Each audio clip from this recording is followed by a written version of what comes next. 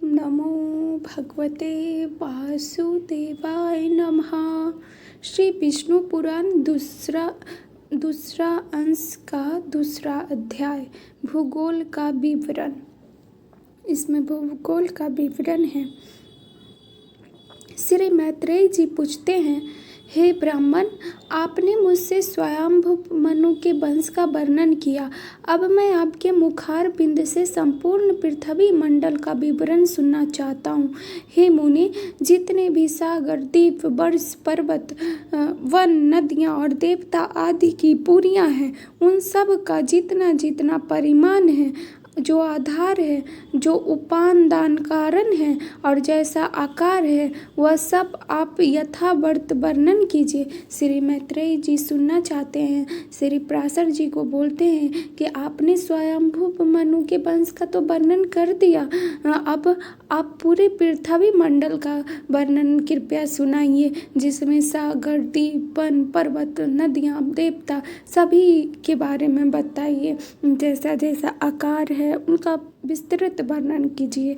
ऐसा बोलते हैं श्री मैत्रेय जी। तब श्री पराशर जी सुनाते हैं, हे मैत्रेय, सुनो, मैं इन सब बातों के संक्षेप में वर्णन करता हूँ। इनका विस्तार पूर्वक वर्णन तो 100 वर्षों में भी नहीं हो सकता। हे द्विज, जम्बू, पलच, सालमल, कुश, क्रौंच, शाक और सातवां पुष्कर, ये सातों द्वीप चारों ओर से खारे पानी, इक्षुरस, मदिरा, धृत, दधि, दुग्ध और मीठे जल के 7 समुद्रों से घिरे हुए हैं। श्री पराशर जी वर्णन करते हैं कि इनका पूरा वर्णन तो 100 वर्ष में भी अंत नहीं हो सकता है, तो मैं तुम्हें संक्षेप में सुनाता हूँ और 7 द्वीप के बारे में वर्णन करते हैं। अब आगे कहते हैं पराशर जी, हे मैत्रेय, जम्बू द्वीप इन सब के मध्य में स्थित है और उसके भी बीचों बीच में सुवर्णमय सुमेरु पर्वत है। इसकी ऊंचाई 84,000 योजन है और नीचे की ओर यह 16,000 योजन पृथ्वी में घुसा हुआ है। इसका विस्तार ऊपरी भाग में 32,000 योजन है तथा नीचे तैलीटी में केवल 16,000 योजन है। इस प्रकार यह पर्वत इस पृथ्वी रूप कमल की कर्णिका कोश के समान है। इसके दक्षिण में हिमवान, हेमकूट और निषद तथा उत्तर में नील, श्वेत और श्रृंगी नामक वर्ष पर्वत है, जो भिन्न भिन्न वर्षों का विभाग करते हैं। उनके बीच के 2 पर्वत निषद और नील 1-1 लाख योजन तक फैले हुए हैं। उनसे दूसरे 10-10 हजार योजन कम हैं, अर्थात हेमकूट और श्वेत 90-90 हजार योजन तथा हिमवान तथा श्रृंगी 80-80 सहस्त्र योजन तक फैले हुए हैं। वे सभी 2-2 सहस्त्र योजन ऊंचे और इतने ही चौड़े हैं। इस तरह पृथ्वी का वर्णन करते हैं कि कौन सा कितने योजन तक फैला हुआ है। अब आगे, हे द्विज, मेरु पर्वत को दक्षिण की ओर पहला भारतवर्ष है तथा दूसरा किमपुरुष वर्ष और तीसरा हरि वर्ष है। उत्तर की ओर प्रथम रम्यक, फिर हिरण्य और तदंतर उत्तर कुरु वर्ष है, जो द्वीप मंडल की सीमा पर होने के कारण भारतवर्ष के समान धनुषाकार है। हे द्विजश्रेष्ठ, इनमें से प्रत्येक का विस्तार 9-9 हजार योजन है तथा इन सब के बीच में इलावृत वर्ष है, जिसमें सुवर्णमय सुमेरु पर्वत खड़ा हुआ है।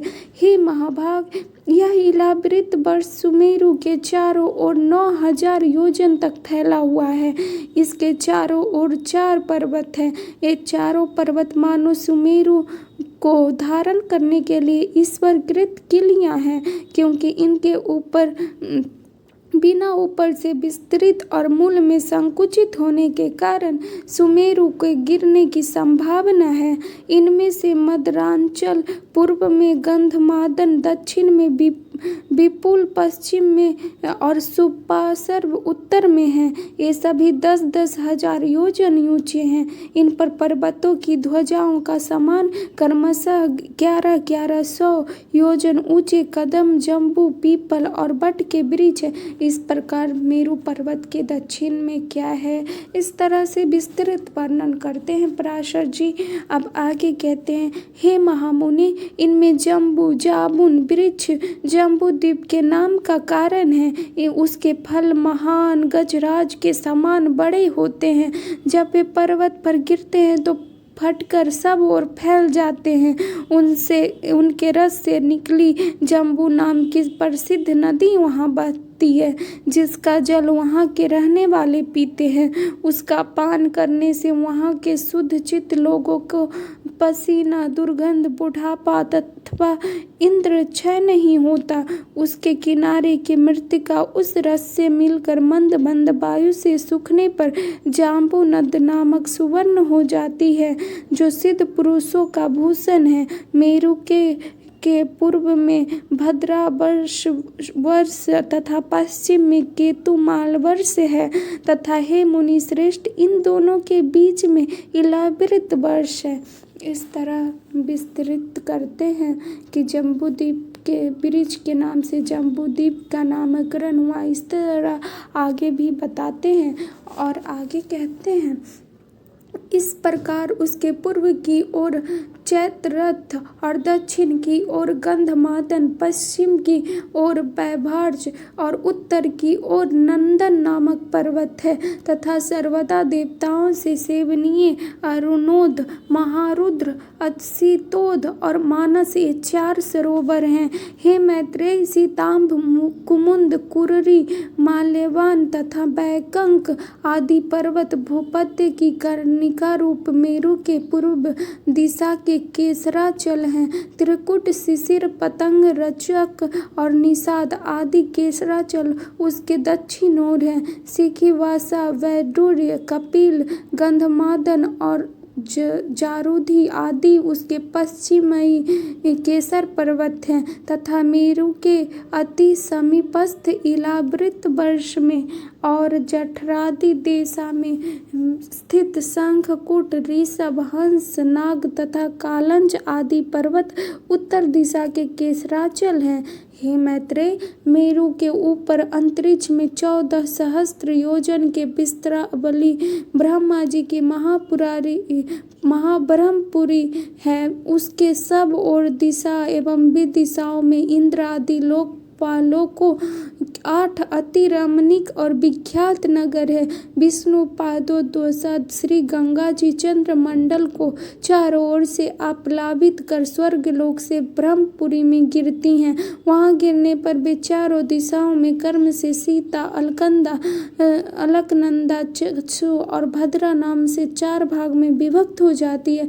उनमें से सीता पूर्व की ओर आकाश मार्ग से एक पर्वत से दूसरे पर्वत जाती हुई अंत में पूर्व स्थित भद्रा सब वर्ष को पार कर समुद्र में मिल जाती है। इस प्रकार हे महामुनि, अलकनंदा दक्षिण दिशा की ओर भारत वर्ष में आती है और 7 भाग में विभक्त होकर समुद्र में मिल जाती है। चक्षु पश्चिम दिशा के समस्त पर्वतों को पार कर केतुमाल नामक वर्ष में बहती है और हुई अंत में सागर में जा गिरती है तथा हे महामुनि, भद्रा उत्तर के पर्वतों और उत्तर कुरु वर्ष को पार करती हुई उत्तरीय समुद्र में मिल जाती है। माल्यवान और गंधमादन पर्वत उत्तर तथा दक्षिण की ओर नीलाचल और निषद पर्वत तक फैले हुए हैं। उन दोनों के बीच में कर्णिका कर मेरु पर्वत स्थित है। इस प्रकार पराशर जी मैत्रेय जी को सुनाते हैं कि किस प्रकार पर्वत आदि सब विभक्त हैं एंड मिलते हैं और किस तरह से गंगा नदी श्री ब्रह्मा जी के 4 भागों में विभक्त हो जाती है और कैसे कैसे मिलती है और 7 महासागर में जाकर मिलती हैं, सब विस्तृत बताते हैं पराशर जी। अब आगे बताते हैं, हे मैत्रेय, मर्यादा पर्वतों के बरही भाग में स्थित भारत, केतुमाल, भद्रावश और कुरुवर्ष इस लोकपद के पत्तों के समान है। जठर और देवकूट ये दोनों मर्यादा पर्वत हैं जो उत्तर और दक्षिण की ओर नील और निषद पर्वत तक फैले हुए हैं। पूर्व और पश्चिम की ओर फैले हुए गंधमादन और कैलाश ये 2 पर्वत जिनका विस्तार 80 योजन है, समुद्र के भीतर स्थित है। पूर्व के समान मेरु की पश्चिम और भी निषेध और परियात्र नामक 2 मर्यादा पर्वत स्थित है। उत्तर की ओर त्रिशृंग और जारुधि नामक पर्स पर्वत है। ये दोनों पूर्व और पश्चिम की ओर समुद्र के गर्भ में स्थित है। इस प्रकार हे मुनिवर, तुमसे जठर और आदि मर्यादा पर्वतों का वर्णन किया, जिनमें से 2 मेरु की चारों दिशाओं में स्थित है। हे मुनि, मेरु के चारों ओर स्थित जिन सितांत आदि केसर पर्वतों का विषय में तुमसे कहा था, उनके बीच में सिद्ध चरणादि से सेवित अति सुंदर कंदराएं हैं। हे मुनि सत्तम, उनमें सुरम्य नगर तथा उपवन है और लक्ष्मी, विष्णु, अग्नि और सूर्य आदि देवताओं के अत्यंत सुंदर मंदिर है, जो सदा किन्नर श्रेष्ठों से सेवित रहते हैं। उन सुंदर पर्वत दक्षिण द्रोणियों में गंधर्व, यक्ष, राक्षस, दैत्य और दानव आदि अहर्निश क्रीड़ा करते हैं। हे मुनि, ये संपूर्ण स्थान भौम पृथ्वी के स्वर्ग कहलाते हैं। ये धार्मिक पुरुषों के निवास स्थान है। पाप कर्मा पुरुष इनमें 100 जन्म में भी नहीं जा सकते। हे द्विज, श्री भगवान विष्णु भद्रासव वर्ष में हर ग्रीव रूप से, केतुमाल वर्ष में वराह रूप से और भारत वर्ष में कूर्म रूप से रहते हैं तथा वे भक्त प्रतिपालक श्री गोविंद कुरु वर्ष में मत्स्य रूप से रहते हैं। इस प्रकार वे सर्वमय सर्वगामी हरि विश्व रूप से सर्वत्र ही रहते हैं। हे मैत्रेय, वे सबके आधारभूत और सर्वात्मक हैं। हे महामुनि, किंप पुरुष आदि जो 8 वर्ष हैं, उनमें शोक, श्रम, उद्वेग और क्षुधा का भय आदि कुछ भी नहीं है। वहाँ की प्रजा स्वस्थ, आतंकहीन और समस्त दुखों से रहित है तथा वहाँ के लोग 10-12 हजार वर्ष की स्थिर आयु वाले होते हैं।